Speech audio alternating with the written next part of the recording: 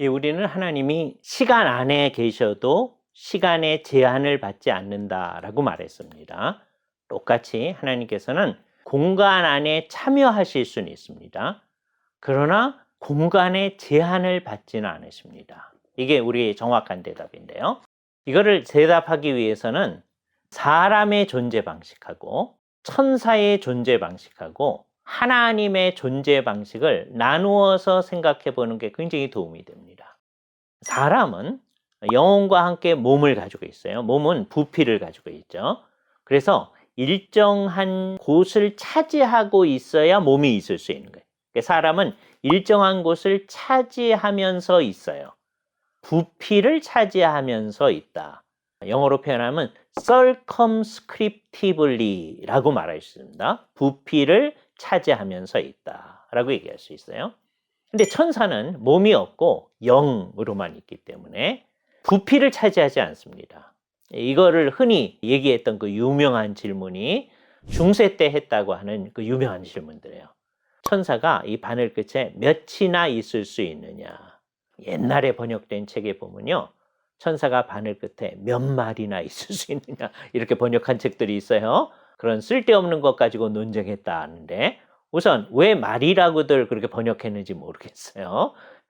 날아다닌다고 생각해서 말이라고 했는지 잘 모르겠습니다. 그럼 별로 좋은 표현이에요. 천사가 바늘 끝에 몇이나 있을 수 있느냐. 성경을 생각하면 무한히 많이 있을 수 있는 거죠. 인간은 바늘 끝에 있을 수 없습니다. 한 사람도 있을 수 없어요. 아주 놀라운 발레리나도 바늘 끝에는 있을 수 없습니다. 그 공간을 조금 늘리면 발레리나는 있을 수 있어요. 우리는 못 있어도. 그러나 사람은 circumscriptively 공간을 차지하며 있지만 천사는 어느 한 끝에 아주 한 작은 곳에라도 많은 천사가 있을 수 있습니다. 그래서 이것을 영어로 definitively 그래서요. 천사는 단정적으로 있을 수 있다. 이렇게 표현을 합니다. 흥미로운 거죠. 그러나 천사는 그러니까 공간의 제약을 덜 받는 거죠. 아예 안 받는 건 아닙니다. 이곳에 있다가 미국으로 천사가 빠르게 갈 수는 있어요. 얼마나 빠르게 갈 수 있는지는 몰라요. 성경이 얘기 안 하니까. 그러나 빠르게 갈 수 있습니다. 금세 우리가 흔히 생각하는 순간 이동 정도를 할 수 있을 것입니다.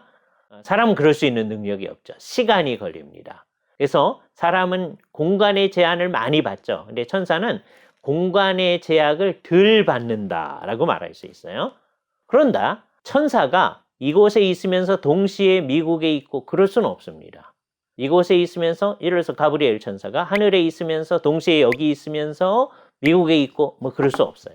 가브리엘 천사가 마리아한테 수태고지를 하려 오려면 하늘을 떠나서 이 땅으로 와야 됩니다. 나사렛으로 가야 됩니다. 그죠? 공간의 제약을 어느 정도 받는 거예요.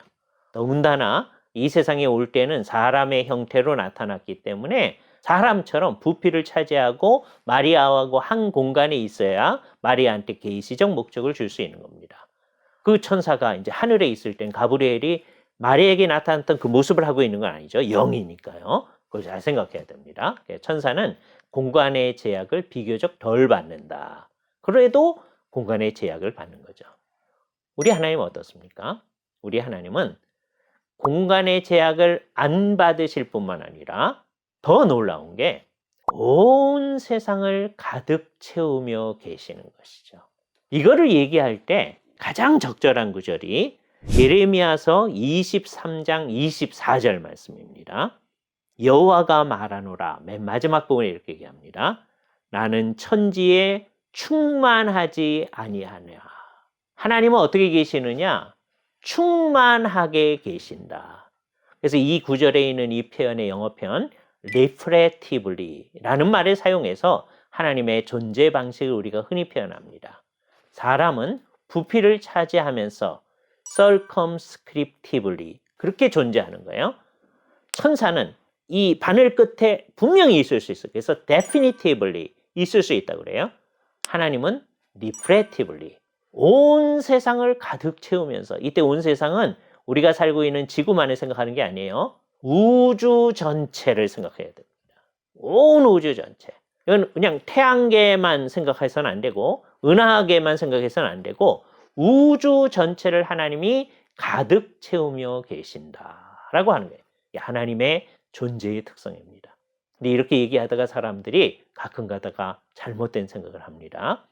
갑자기 하나님의 영적 본성을 떠나서 물리적으로 생각하는 거예요. 그 하나님이 뚱뚱하시네요. 이렇게 생각하시는 분들이 있습니다.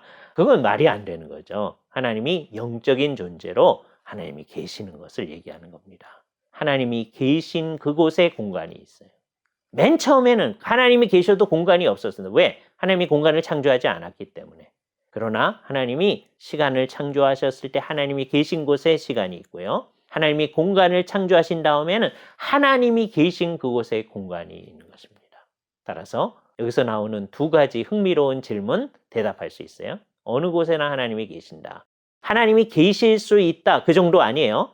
계실 수 있는 가능성이 있다. 그게 아닙니다. 하나님은 모든 곳에 하나님이 계신다. 이곳에 있으면서 하늘에 계시면서 미국에 계시면서 동시에 계시는 거예요. 천사는 하늘로부터 이곳에 빨리 올 수는 있습니다. 그러나 동시에 있을 수는 없어요.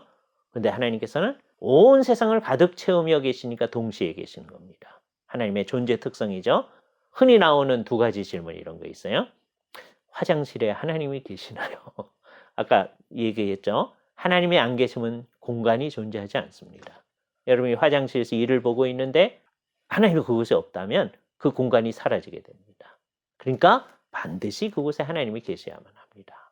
영적으로가 아니라 물리적으로 얘기입니다. 형이상학적인 얘기입니다. 형이상학적으로 하나님은 어디나 다 계신다라고 얘기해야 돼요.